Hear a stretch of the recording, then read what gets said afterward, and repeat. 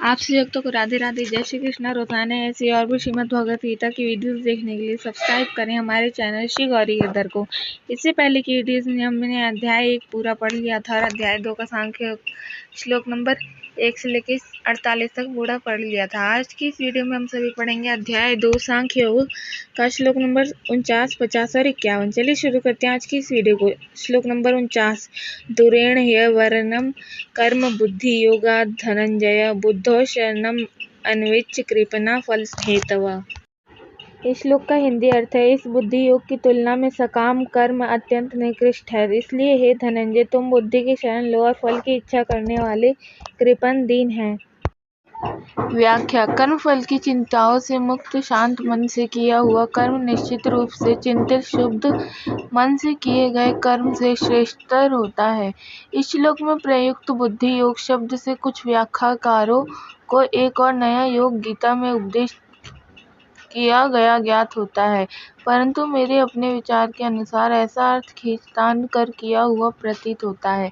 उपनिषदों में अंतःकरण की निश्चयात्मक वृत्ति को बुद्धि तथा संकल्पात्मक वृत्ति को मन की संज्ञा दी गई है। संदेह और विक्षेप की स्थिति में वृत्तियों को मन कहते हैं। एकाग्रता, निश्चय एवं शांति की स्थिति में अंतःकरण की वृत्ति को बुद्धि कहा जाता है। अत बुद्धि योग का अर्थ हुआ बुद्धि के निश्चित किए अर्थ में, कार्य में दृढ़ता से स्थिर होना।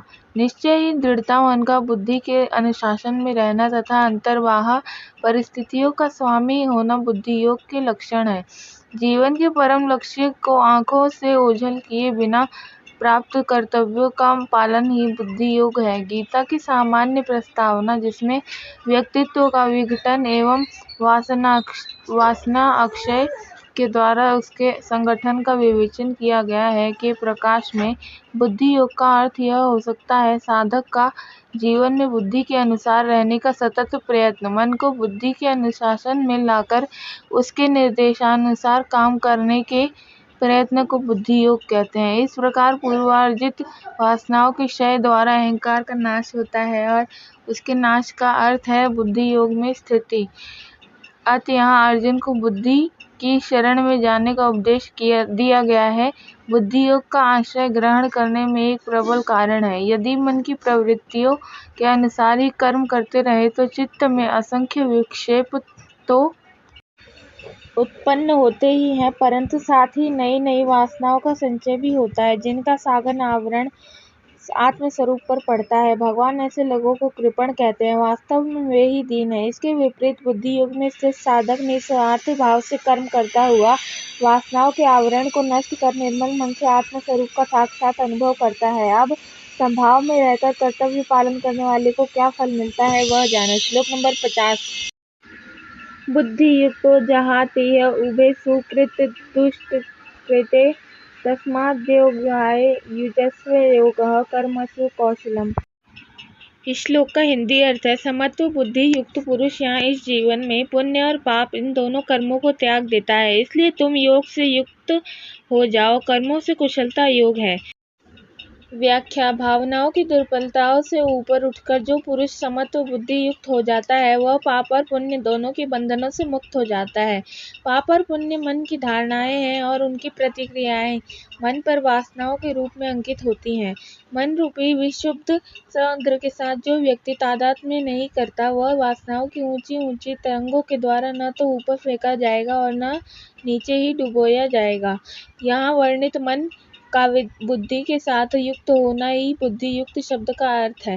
इस संपूर्ण प्रकरण में गीता का मानव मात्र को आह्वान है कि वह केवल इंद्रियों के विषय स्थूल देह और मन के स्तर पर ही न रहे, जो उसके व्यक्तित्व का बाह्य पक्ष है। इनसे सूक्ष्मतर बुद्धि का उपयोग कर उसको अपने वास्तविक पुरुष तत्व को व्यक्त करना चाहिए। प्राणियों की सृष्टि में केवल बौद्धिक क्षमताओं के कारण ही मनुष्य को सर्वोच्च स्थान प्राप्त है। जब तक मनुष्य प्रकृति के इस विशिष्ट उपहार का सम्यक प्रकार से उपयोग नहीं करता, तब तक वह अपने मनुष्य तत्व के अधिकार से वंचित ही रह जाता है। अर्जुन से मानसिक उन्माद त्याग कर भी पुरुष के सामान्य परिस्थितियों का स्वामी बनकर रहने के लिए भगवान कहते हैं। उस समय अर्जुन इतना भावुक और दुर्बल हो गया था कि वह अपनी व अन्य के शारीरिक सुरक्षा की चिंता करने लगा था।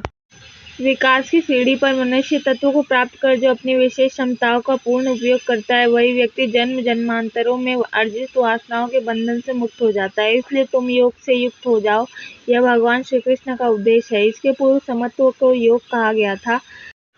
अब इस संदर्भ में व्यास जी योग की और विशद परिभाषा देते हैं कि कर्म में कुशलता योग है। इसी भी व्यक्ति के शास्त्रीय ग्रंथ में यदि भिन्न भिन्न अध्यायों में एक ही शब्द की विभिन्न परिभाषाएं दी गई हैं तो उसे समझने में कठिनाई और भ्रांति होगी। फिर धर्म के इस शास्त्रीय ग्रंथ में एक ही शब्द की विभिन्न परिभाषाएं कैसे बताई हुई हैं?